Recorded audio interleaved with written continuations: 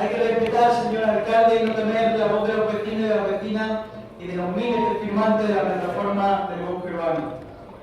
Es sano para nuestra democracia consultar, como usted bien sabe, los grandes asuntos de la ciudad y los asuntos de gran calado, como en este caso, y que afecta a miles de personas en una de las zonas, como usted bien sabe, más masificadas y a falta de zonas verdes.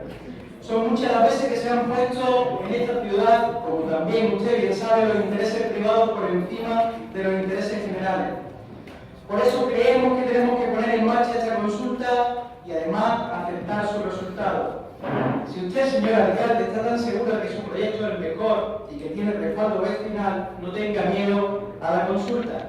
Respete a los cientos de personas que han dejado su tiempo, su familia, para implicarse en la construcción de una manera mucho más democrática y sostenible. Estos vecinos han impulsado la plataforma del bosque urbano, son un ejemplo y lo mínimo que podemos hacer es tomarle en serio sus reivindicaciones y sus propuestas y hacer y llevar a cabo esta consulta. Nada más.